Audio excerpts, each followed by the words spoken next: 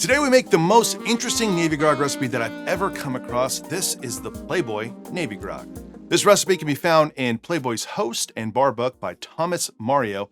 There were many versions of the Host and Bar book, and there are over 800 recipes. And while this book is from 1971, there are a lot of great recipes here. Now, this particular Navy Grog is unlike any other Navy Grog that I've ever seen before. It does contain rum and lime juice, but that's about it for what we're familiar with in a Navy Grog. From there, it moves on to use orange juice, pineapple juice, guava nectar, and falernum. This also calls to be blended, and no, we're not talking about the flash blender, we're talking about a real blender. And while I have not read this book cover to cover, it is legit. Now, the first way to kind of prove this is if we just scroll down from that Navy Grog, we can see a pongo, which is pretty cool.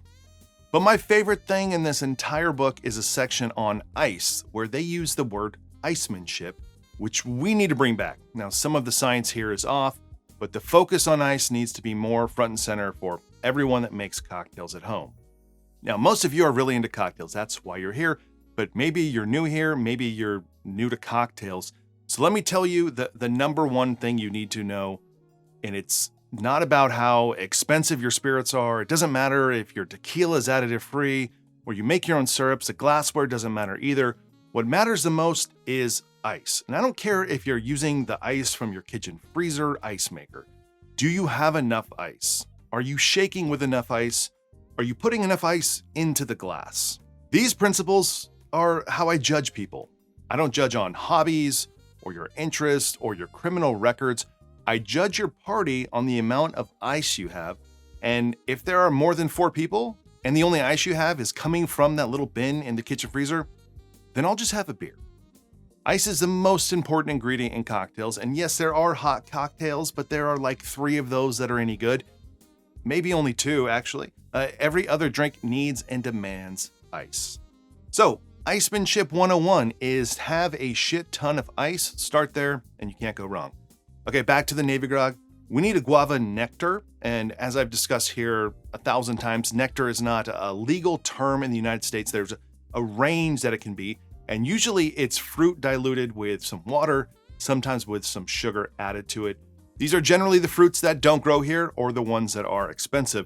Now, I have a guava syrup on hand, which is 50 bricks. That's 50% sugar by weight, which is the same as a standard simple syrup. And I'm just going to use that instead and reduce the amount by half. You could also replace that other half with water. But since I'm blending, I'm not that worried about the little extra water that might be missing.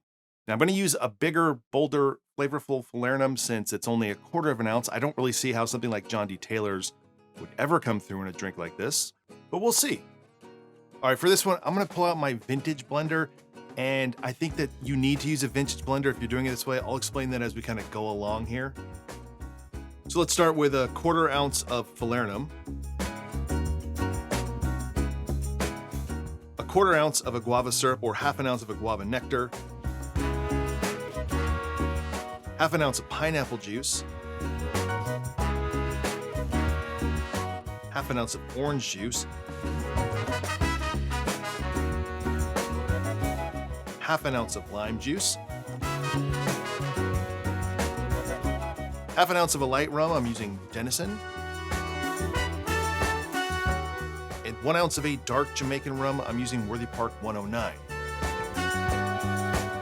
Now I'm going to add in 1/2 cup of ice, and this is not going to be something that makes a slushy style drink. We're only going to blend this for about 15 seconds, and it says to blend it on low speed.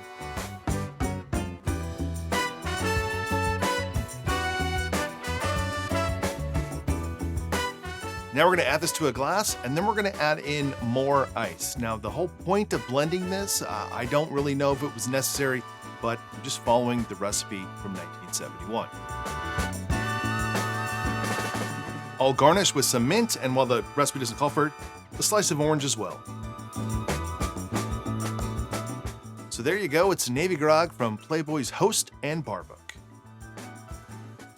All right, before I try this, I just want to say, no offense to Mr. Mario, but the way that we make this drink, I don't like doing that.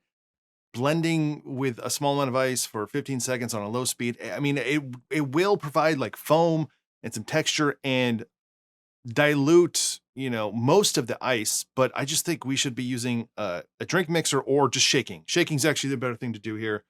You could do a half an ounce or half a cup of ice or even less and do like a whip shake and then add ice. But getting out the old blender does just seems like such a waste of time. Also, the reason I use my old blender is because if you use a new blender, even like a little NutriBullet, they're so much faster and more powerful and more violent than those old ones. And I really don't like the old blenders because they do such a bad job of making frozen blended drinks. It's almost impossible. They just don't have a powerful enough motor. So it does work in drinks like this, I guess.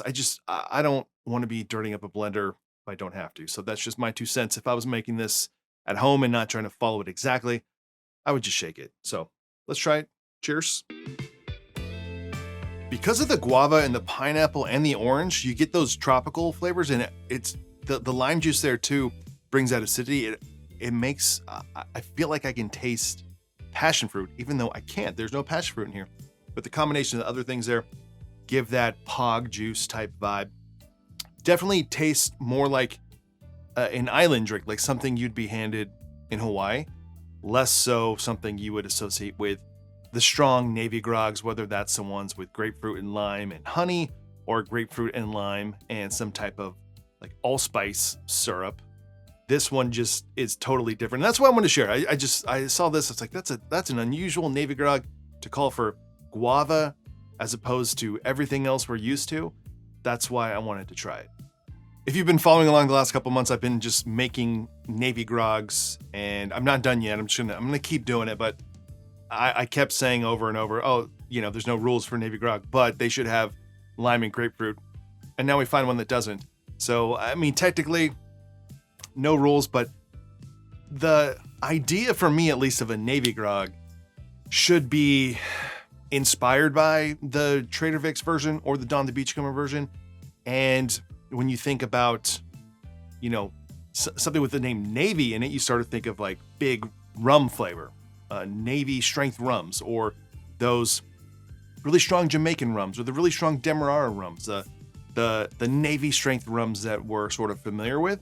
That's what I think should go with this, and this feels a lot lighter. And I even used Worthy Park 109, which is a higher proof. It's 109 than your standard, 80 proof rums here too. And the recipe wasn't very specific about the rums to use. So all in all, I do think that this is very good. It's very refreshing, very light, but still has a good amount of rum flavor. But it doesn't really feel like a real attempt at a Navy Grog, and more like a welcome drink, a much appreciated welcome drink that you could get somewhere in Hawaii.